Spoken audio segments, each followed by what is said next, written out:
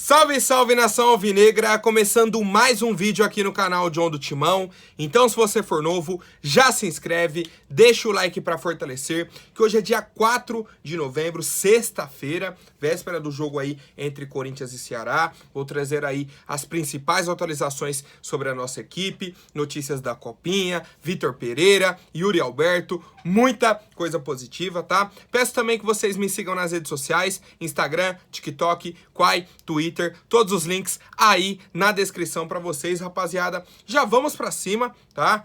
O Corinthians segue aí a preparação, vem treinando pra enfrentar a equipe do Ceará amanhã, 8h30 da noite, lá na Neoquímica Arena, tá? Então, jogo aí em casa, um pouco mais tranquilo, tá?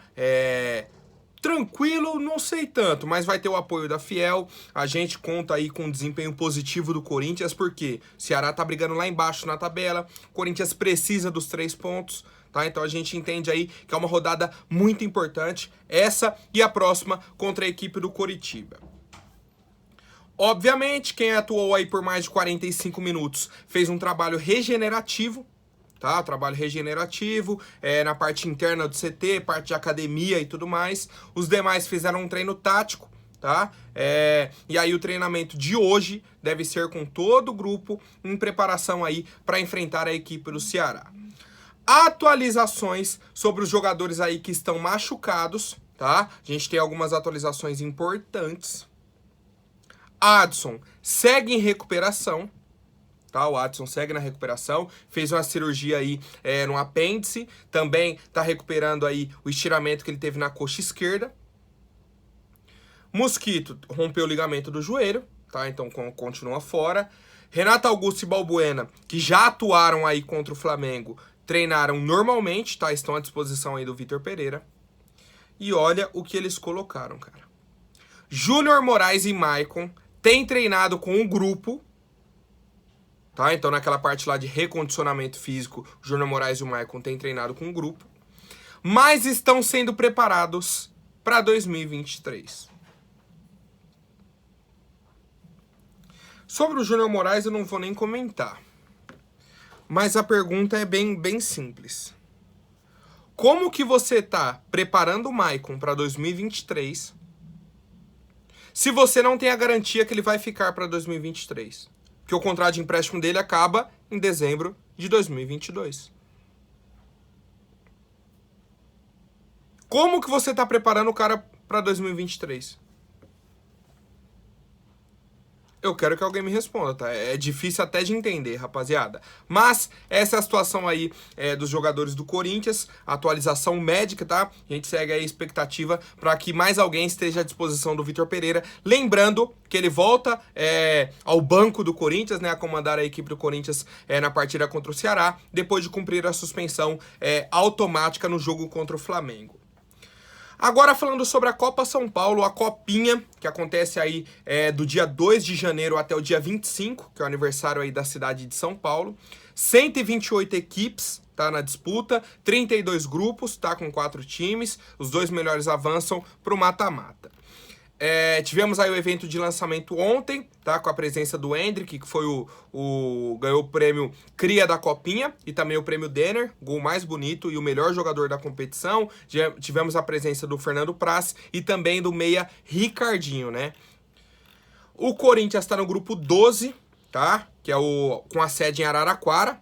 E aí, obviamente, que a Ferroviária já está no grupo, já que tem a sede lá do grupo. Tá? Então a Ferroviária é o time que representa aí Araraquara. Então grupo Ferroviária, Corinthians, Fast Clube do Amazonas, tá? Fast Clube aí do Amazonas e Zumbi de Alagoas. Então são esses 4 clubes aí, Fast Clube, Zumbi, Ferroviária e Corinthians no grupo 12, tá? Não conheço os dois últimos times, conheço aqui a Ferroviária de Araraquara. Corinthians, conforme for avançando, a gente vai trazendo para vocês, mas bem bacana, tá? Copinha é uma competição aí que a torcida gosta, né? Levanta bastante aí o astral dos torcedores. O Corinthians faz tempo que não faz uma boa campanha, tá? Não lembro o último título agora. Não lembro, 2018, 17, 18, não lembro agora, família. Não tenho a confirmação. Mas enfim, a gente espera aí porque, pô, A gente tem uma esperança na base do Corinthians, né? Esse é o ponto, porque a Copinha, apesar de ser uma competição de tiro curto, começa dia 2, dia 25 já acaba, com muitos jogos, 3 da chave e um monte do mata-mata. A gente espera aí ver bons jogadores, não só do Corinthians, mas de outras equipes, que podem futuramente aí o Corinthians tentar contratar, algo nesse sentido. É uma competição aí bem bacana, né, rapaziada? Dá oportunidade aí para muitos garotos. Bom, agora eu quero trazer um assunto aqui, cara, que na hora que eu li, eu não sei nem definir o sentimento. A dúvida, olha aqui, a dúvida sobre o futuro do Vitor Pereira gera incômodo em líderes do elenco do Corinthians. Então essa indefinição, se o Vitor Pereira continua ou se ele vai embora, está incomodando alguns atletas do Corinthians. John, quais atletas? Não divulgaram o nome. Tá? A matéria do Globo Esporte, o Globo Esporte que está com essa matéria aí. E aí falando o seguinte: para muitos jogadores, é hora do Vitor Pereira tomar uma decisão sobre seu futuro. No Rio de Janeiro, um dos principais líderes do Corinthians havia planejado cobrar publicamente uma resposta mais rápida do técnico em entrevista que ocorreria após o jogo contra o Flamengo, caso o time não vencesse. E aí, como o time venceu, esse líder adiou o pedido para não estragar o clima. Pô, isso aí para mim é absurdo. Absurdo. Que um jogador do Corinthians já estava planejando cobrar publicamente uma resposta aí do Vitor Pereira. Sendo que já foi anunciado, já foi dito que eles vão decidir no final do campeonato. Depois que acabar o Campeonato Brasileiro, eles vão decidir. E aí um ponto que é negativo na matéria é que não tem o nome desse líder. Um líder do Corinthians, um dos principais líderes, havia planejado já cobrar o Vitor Pereira para a imprensa. Como que fica o clima dentro do elenco? Como que fica? E aí a minha pergunta é no seguinte sentido: quem é esse líder? E no que está influenciando a decisão do Vitor Pereira? No que está atrapalhando esse líder? Esse jogador? Eu não consigo entender. Ano passado, quando anunciaram que o Roberto de Andrade veio na coletiva e falou: o Silvinho é o técnico para 2022, certo? Cara, de 21 para 22. Não ouvi nenhum incômodo dos líderes. Por quê? Porque o Silvinho só colocava a cobra criada para jogar. O Silvinho era bem querido pelo elenco. Por quê? O Silvinho não questionava os caras, colocava só os boleirão para jogar e acabou. O Vitor Pereira já falou: se não estiver correndo, vai sair do time. Por que é o Roger Guedes que reclama toda vez? Por que é o Fagner que reclama toda vez? O Fagner deu uma entrevista aí no fim do jogo contra o Flamengo, reclamando que estava ficando no banco. Ele falou: ó, não foi conversado, foi uma opção dele. A gente respeita, mas são coisas que acontecem. Ué, Fagner, você não pode ficar no banco? Que inclusive foi uma excelente partida do Bruno Mendes contra o Flamengo. A gente tomou o gol pro Flamengo na hora que o Bruno Mendes saiu da lateral, que ele foi dar um bote no meio. E a jogada do segundo gol foi do Bruno Mendes, que ele deu assistência pro Yuri Alberto. O que é? O Fagner não pode ficar no banco? Não pode? Ah, o Fagner tá incomodado. Ah, e não foi conversado. Por que tem que chegar no Fagner? Fagner, então, infelizmente não vai dar pra te colocar. Não, a decisão é a seguinte: o meu escolhido pra lateral direita é o Bruno Mendes. Acabou. É decisão do treinador. O Roger Guedes é a mesma picuinha, a mesma ladainha, o mesmo blá blá blá. Os jogadores acham que o planejamento para 2023 já deveria estar sendo feito e que, de certa forma, estão presos ao Vitor Pereira. O que vai mudar o Vitor Pereira falar? Eu vou continuar? Ou ele falar, não, eu vou sair? Vai fazer o Roger Guedes correr mais? É o que tá aparecendo. Que aí se o Vitor Pereira anunciar que vai sair, aí o Fagner vai correr mais, aí o Roger Guedes vai correr mais. Pô, de verdade, eu não tô conseguindo entender no que está atrapalhando os jogadores. no que está atrapalhando. E aí a matéria coloca que o incômodo, obviamente, não é geral, tá? Não é do elenco todo, mas alguns jogadores acreditam que seria melhor definir tudo antes. Para o torcedor, obviamente, que a gente fica nessa expectativa. Quer saber se o cara vai continuar, se não. Se ele não vai, para a gente já buscar um novo treinador. Mas pro atleta, não vai mudar nada. Ele vai continuar no Corinthians, vai continuar jogando, cara. Se o treinador for o Vitor Pereira, se for o Fernando Lázaro interino, se for atrás de outro nome. É isso que eu não tô entendendo, cara. Pra mim, é só pra gerar tumulto, só pra gerar confusão, pra ficar esse clima da torcida com o treinador. E aí, o Duílio, tá, veio a público e falou que não vai cair na pressão sobre esse futuro aí do Vitor Pereira. Falou, não vou cair na pressão. Ele, desafio qualquer pessoa a me mostrar um elenco 100% satisfeito com o seu treinador no mundo do futebol. Não existe unanimidade, só jogam 11. Quem não está jogando sempre estará insatisfeito. Independentemente de quem seja, muda toda hora. Jogou, está bem, fica fora, reclama. Pra mim é isso. Pro Fagner tava tudo bem. Aí ele começa a ficar fora, não conversou, não, tem que decidir o futuro logo, porque isso atrapalha o planejamento. É o jogador do Corinthians que vai fazer o planejamento? Mudou agora a função? E a gente não tá sabendo? O Duílio completou falando o seguinte: preciso ter calma e cabeça fria, fizemos um grande ano, como há muito tempo não tínhamos. Estou tentando a continuidade, não será a pressão de um ou outro atleta insatisfeito ou a pressão da imprensa que vai acelerar a minha decisão. Pô, aí muito bacana o Duílio chegar a público, já que esse ou outro atleta queria vir a público, o Duílio vem e falou, não vai ser a pressão de um outro atleta que vai fazer a gente acelerar a decisão. Simples, tá aí a resposta que vocês queriam. Queria gerar polêmica? Não queria? Gerar tumulto dentro do elenco? Vem o presidente, que é o cara acima de tudo, e fala, todo mundo pianinho. Na hora que for pra decidir, eu vou decidir. Ele falou, quando acabar o campeonato, darei poucos dias pra ele responder. Falta uma semana pro fim do campeonato, não tem necessidade dessa pressão externa. Pô, o campeonato acaba dia 13. Hoje já é dia 4. Temos 9 dias aí. 9 dias. Pô, é só esse final de semana agora e a próxima. O que muda para um jogador se o treinador é X ou se o treinador é Y? Em uma semana.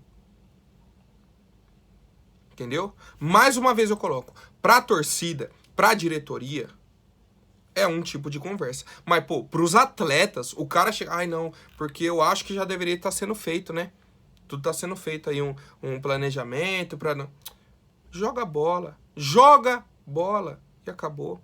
E aí o Duílio também, né, pra dar essa satisfação pra torcida que eu acho positiva, ele falou, mas claro que tudo tem um limite. Não irá levar o tempo que quiser. Só que o tempo de espera, quem determina é o Corinthians. Enquanto eu achar que os benefícios em esperar são maiores do que a troca de treinador e um novo processo de adaptação, assim será. Ainda vale mais a pena esperar do que decidir ficar sem um treinador. O tempo está ao nosso favor. Pra mim é isso. O Duílio chegou, mostrou quem manda, explicou a situação e acabou. Aí eu quero ver agora se algum jogador do Corinthians vai ter a coragem de vir a público depois do jogo aí contra o Ceará e falar, mas a gente tá esperando uma definição do Vitor. Isso daí tá incomodando a gente, precisa definir logo. Eu quero ver se algum jogador vai chegar e vai falar. Tá? A gente vai acompanhar aí as entrevistas. Bom, rapaziada, agora falando um pouco sobre o mercado da bola, uma notícia aí que muita gente me mandou, até criticando um pouco a diretoria do Corinthians, mas eu não vejo dessa forma. Foi a entrevista do Douglas Souza, que é o pai do Endrick, tá? O centroavante aí de 16 anos da equipe do Palmeiras, um garoto aí de muito potencial, tá? Muita qualidade mesmo. Na base é um cara que se destacou aí em praticamente todas as partidas, tá? Pelo time profissional do Palmeiras já tem 3 gols, tá, em 5 partidas. Então, assim, ele é bom de bola. Não tem o que falar. O Endrick é bom de bola. E aí o pai dele, tá no evento aí da Copinha, ele falou o seguinte: eu tentei com o Corinthians, com o São Paulo e com o Santos, e não deu certo. E aí viemos pro Palmeiras. tá? Para quem não sabe a história dele, o pai dele meio que pediu um emprego no Palmeiras, tá? Para o filho dele ficar jogando. E aí o pai dele foi para a equipe de limpeza e tudo mais. Uma história de superação, tá? Muita superação. A gente valoriza bastante o Endrick, apesar de jogar num rival nosso, a gente vê aí muito esforço da família e tudo mais. E aí já vi muita gente. Aí a diretoria do Corinthians perdeu mais uma joia, mais não sei o quê. Mas é uma situação bem complicada, rapaziada, porque o próprio pai do Endrick não explicou como que foi essa negociação com o Corinthians, como que foi essa negociação com o São Paulo, como que foi essa negociação com o Santos, tá? Eu sabia que ele já tinha tentado no São Paulo e não tinha dado certo, e aí foi pro Palmeiras. Do Corinthians e do Santos eu não sabia, tá? Só que são situações muito particulares, muito particulares. A gente não sabe aí como se deu esse processo, tá? Não dá só pra gente chegar e falar que a diretoria do Corinthians... O cara bateu no Santos também, que é um dos maiores... uma das maiores captações aí de atletas pra base. E os caras não aceitaram também. Não sei por qual motivo. No Corinthians também não. No São Paulo também não. No Palmeiras deu certo, tá? No Palmeiras nessa situação deu certo. Acontece, tá? Acontece. E é isso, não tem muito o que dizer sobre essa situação. Parabéns aí pro menino Endrick, tá? Lembrando que ele tem uma amizade muito grande com o Pedro, tá? Que é da base do Corinthians. Eu valorizo isso bastante, não cria aquela rivalidade e tudo. Óbvio, na hora que tiver um contra o outro dentro de campo, cada um defendendo sua camisa. Mas fora eles não tentam ficar rivalizando, um é melhor, eu sou melhor que você é... Não. Parabéns, pra cima e tudo mais, tá? Então parabéns aí pela humildade do Endrick, um garoto aí que vai crescer bastante no futebol brasileiro e tomara que seja vendido logo pra Europa, né? É o que a gente espera para não ficar jogando aqui no futebol brasileiro, rapaziada. Quero saber a opinião de vocês. Bom, agora rapidinho antes da última notícia, vou pedir, rapaziada. Não é inscrito? Se inscreve, deixa o like e sigam o John nas redes sociais. Bom, falando um pouco sobre o planejamento para 2023, o Corinthians já traça um plano para contratar o Yuri Alberto em definitivo. O Corinthians já vem buscando aí atacantes, tá? Como o próprio Vitor Pereira falou, algumas posições aí que a gente tá carente. A gente já debateu aqui bastante que o ataque do Corinthians é difícil, cara. A gente precisa contratar, no mínimo, 3 jogadores. No mínimo 3 jogadores. E isso incluiria o Yuri Alberto, tá? E aí, o Samir Carvalho, tá? Um dos setoristas aí do Corinthians, trouxe o seguinte: a contratação do Yuri Alberto é prioridade para o Corinthians. Se tiver que contratar um centroavante, o Yuri Alberto é prioridade. Por isso, foi atrás de um atacante de beirada primeiro e não do Pedro Raul. O Corinthians está aguardando suas forças para investir no Yuri Alberto. O Corinthians quer contratar o Yuri antes do término do empréstimo. E aí a situação é a seguinte: o Corinthians tem negociações avançadas com o Pedro Raul, tá? Já tem essas conversas, meio caminho andado, já demonstrou interesse, já sabe quanto que Cachoeira Reysol quer. Só que o plano da diretoria é o seguinte: vamos nos esforçar para contratar o Yuri Alberto agora. Se não der certo, a gente investe no Pedro Raul, tá? Que aí o Yuri vai sair no meio do ano e a gente já teria essa peça de reposição no elenco. Esse é o plano da nossa diretoria, tá? Esse é o intuito aí da nossa diretoria. O Corinthians já tem uma proposta em mente, tá? O projeto seria oferecer o Mantuan e o Ivan, que já estão lá, e mais uma quantia em dinheiro. Não sei o valor dessa quantia, não sei quanto que o Corinthians vai pedir pelo Mantuan e pelo Ivan. Tem os valores já pré-estabelecidos em contrato. Na teoria, o Corinthians pagaria mais 5 milhões de euros. Só que tem que ver se o Zenit vai querer aceitar esse valor, tá? Tudo isso entra na negociação. Tudo isso entra. E aí, se o Corinthians conseguisse contratar o Yuri em definitivo, aí beleza. Aí você pode mudar os seus esforços para trazer um atacante que joga pelos lados do campo. Entendeu? Essa é a mentalidade da diretoria. Vamos focar na contratação agora do Yuri, tá? Foi uma mudança até... o Corinthians esperaria até o fim do empréstimo, tá? Até o fim do empréstimo aí no meio do ano que vem, para buscar uma negociação, mas a prioridade já é fazer a compra agora, para definir de uma vez, para não ficar esperando. Chega lá, aí tá na dúvida, não dá certo, não sei o que, aí você tem que no meio do ano ir atrás de outro centroavante, pagar mais caro e tudo mais. Lembrando que o Zenit pagou 25 milhões de euros pro Inter. 25 milhões de euros quando contratou. Eu não lembro agora o valor que tava o Mantuan e o Ivan.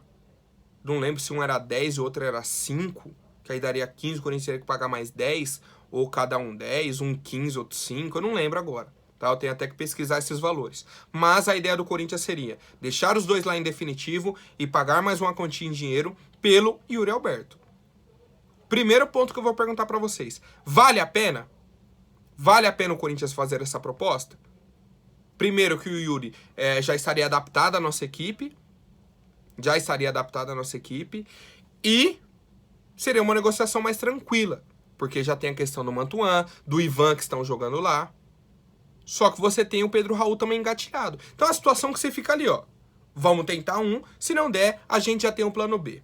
Certo, família? Quero saber a opinião de vocês. Por hoje é isso. Amanhã eu volto com mais notícias sobre o nosso Coringão. Até mais, um forte abraço e vai Corinthians!